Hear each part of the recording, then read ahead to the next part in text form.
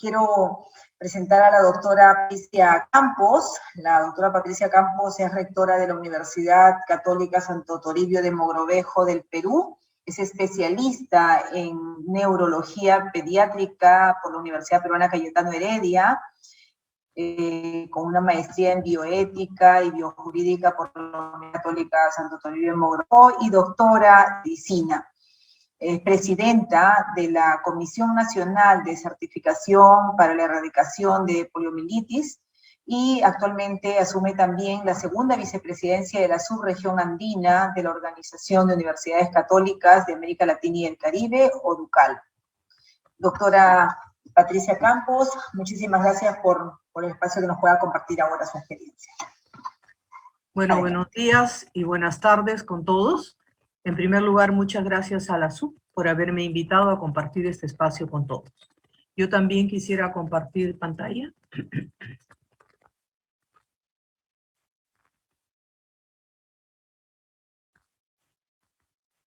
Y me gustaría, al igual que el doctor que me antecedió, contextualizar un poquito antes de describir someramente lo que nosotros hicimos. El año pasado, hacia fines del año pasado, se reunió en Buenos Aires una confederación de la OLACEF, y entonces una de las cosas que me pareció interesante fueron estos datos. Primero, que la crisis de la pandemia fue una crisis humanitaria que afectó a todos sin distinción. De acuerdo con la OIT, hubieron una disminución de 300 millones de puestos de trabajo. 500 millones de personas, el 8% del mundo, pasaron a engrosar los contingentes de pobreza. Y los ingresos en Latinoamérica del año 2020 pasaron a ser semejantes a los del 2010. O sea, un retroceso de 10 años. Otra de las cosas que me pareció interesante que este doctor Rodríguez apuntaba era lo que él llamaba la comorbilidad de la pandemia en Latinoamérica, y que creo que es importante porque definitivamente influye en las universidades y en el trabajo de gestión que tenemos que hacer. En Latinoamérica, tenemos que ser sinceros, hemos avanzado poco en democracia, seguimos con índices altos de violencia, seguimos con índices altos de desigualdad, hay un retroceso en la capacidad de combatir la corrupción en todos los países, y hay lo que él denominaba una recesión democrática, una confianza socavada en las instituciones. Del Bello, en 2016, decía que la gobernanza de una institución debe contextualizarse en términos del sistema del país. Cada uno de nosotros tiene un sistema de gobierno diferente y obviamente los marcos normativos, la cultura del sistema, etcétera, etcétera, van a ser diferentes. Entonces, quise, al igual que el doctor, colocar una definición, y me gustó la definición del BID, donde dice que gobernanza es la capacidad de los sistemas democráticos para probar, poner en práctica y mantener decisiones resultantes de procesos que incluyen intereses de agentes sociales. Entonces, le vamos a llamar gobernanza a la manera como las instituciones se hayan organizadas y son operativas, internamente, y cómo manejan sus relaciones con todo el exterior, con vistas a asegurar los objetivos de la educación superior. Entonces, quise traer un ejemplo de lo que pasó en la pandemia en el Perú con este trabajo del 2020 de este autor, Huanca Arohuaca. Hizo un trabajo en 8 universidades, 4 públicas y 4 privadas. Y entonces encontró que en las universidades públicas el 68% de los alumnos no tenían acceso a Internet. Y también que en las universidades públicas hablaban y decían de sus docentes que solo 38% tenían una capacidad regular de manejo de TICs y que 36% era bueno. Casi 30% de los docentes tenían una mala capacidad de manejo de TICs, mientras que en las universidades privadas sucedía todo lo contrario. Entonces, lo que él decía, como conclusión, que yo no estoy de acuerdo, es que las estrategias académicas de enseñanza virtual no garantizarán el aprendizaje significativo. Creo que es una exageración de conclusión. Y esta semana, en una reunión de Metared, estuvimos varias universidades, se colocó, por ejemplo, que en la encuesta que se realizó de Metared en varios países, aproximadamente 71% de los docentes pensaban que no tenían buenas habilidades digitales. Y luego de hacer la encuesta, resulta que En general, en universidades públicas y privadas, más o menos el 40 a 50% de los docentes sí tenían capacidades buenas digitales para poder enseñar, pero que sí también se encontró que más o menos 40% de los estudiantes tenían acceso a dispositivos digitales. O sea, tenemos un 60% que es una brecha bastante grande. Reflexiones en torno a gobernanza. Blumen en el 16 decía que la gobernanza de los sistemas debe responder a los cambios de estructuras, a los cambios de funciones y a la organización de las instituciones, y que obviamente esas instituciones son las que son responsables de la formación en educación terciaria. Voy a pasar lo que sigue porque me parece que es más interesante esto. El año pasado, la Asociación Europea de Universidades enfatizaba 3 puntos en relación a la respuesta que habían tenido las universidades frente a la pandemia del COVID-19. Primero decía la transformación radical de la forma de impartir la docencia. Hemos pasado de un modelo presencial a un modelo digital, y el mayor desafío había sido la inversión en recursos y el apoyo docente. La segunda cosa que enfatizaba era el papel como agente social de la universidad, con el trabajo del voluntariado. Y lo tercero era la contribución de las universidades a las investigaciones y a la innovación en la lucha contra el agente que causa la pandemia.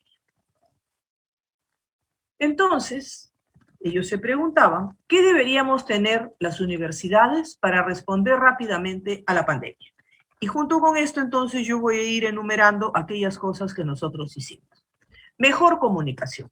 Creo que todos estamos de acuerdo en que si no se comunican las cosas, obviamente no se van a poder hacer. Afortunadamente, pudimos comunicar nuestras decisiones de forma rápida.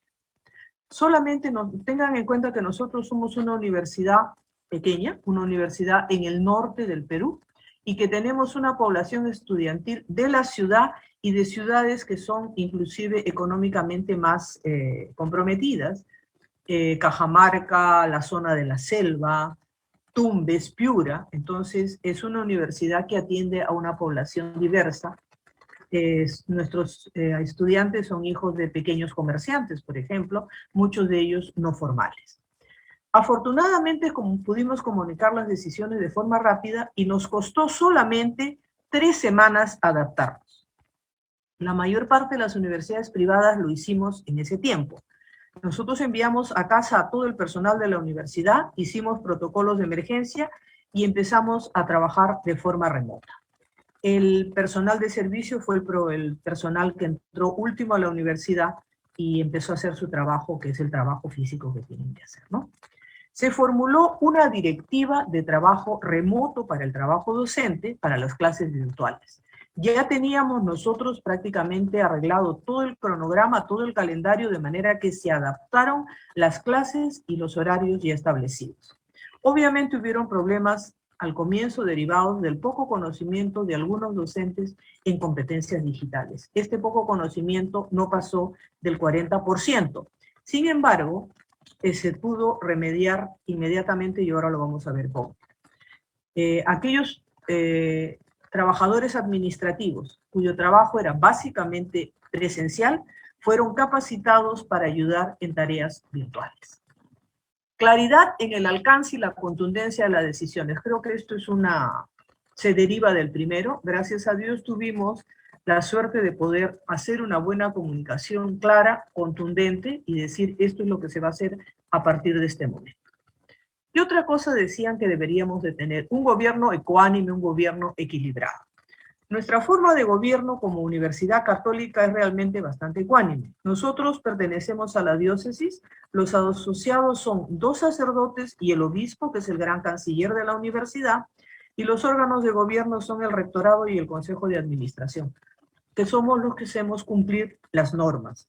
Nosotros intervenimos en las decisiones porque nosotros somos los que estamos al frente y tampoco es que los asociados nos den decisiones verticales. Son conversadas las decisiones con ellos. Nosotros tenemos el representante del obispo en la universidad y los 2 sacerdotes asociados trabajan también con nosotros como capellanes y como docentes.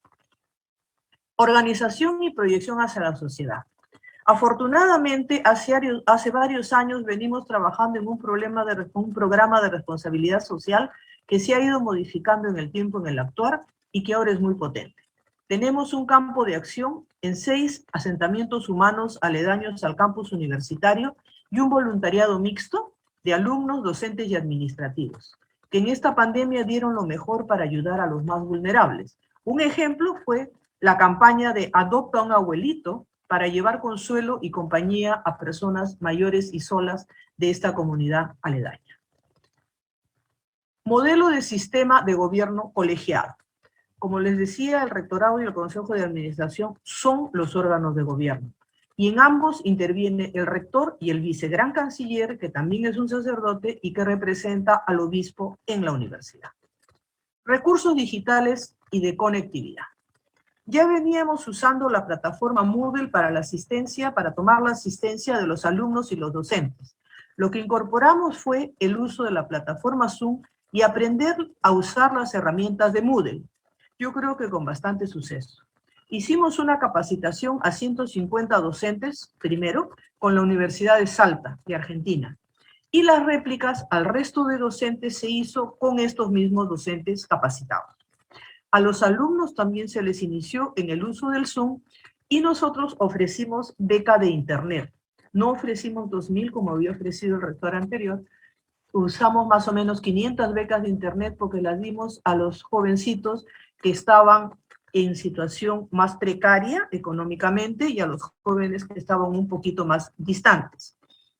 Posteriormente se ha ido mejorando esto. Y si el primer un alumno que cogió una beca de internet en el primer semestre salió jalado o no estudió, entonces en el segundo semestre se averigua por qué, y si resulta que era porque por otros motivos y no por la beca de internet, ya no se le da la beca de internet. Nosotros, cuando hemos evaluado todas estas cosas en los alumnos, hemos encontrado que la satisfacción de los alumnos con las clases, con el internet, etcétera, ha superado el 80%. Plan estratégico flexible. Al inicio de la pandemia, y como no sabíamos todavía la magnitud del problema, se tomaron las situaciones como si fueran temporales, y pasados 6 meses ya nos sentamos a revisar y tuvimos que reformular el plan estratégico porque se tuvo que redireccionar el gasto y postergar muchas de las acciones que estaban prontas a ejecutarse.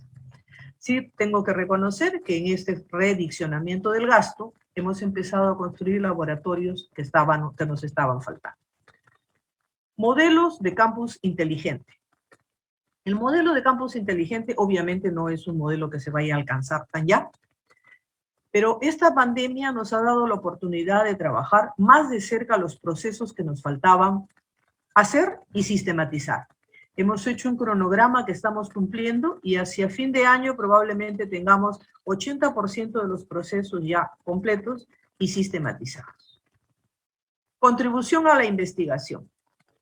Poco antes de la pandemia nosotros cambiamos de vicerrectora de investigación y entonces ella realmente en muy poco tiempo ha conseguido un despliegue lento pero seguro. En esta pandemia, cada una de las facultades ha conseguido presentar por lo menos un trabajo con respecto al COVID.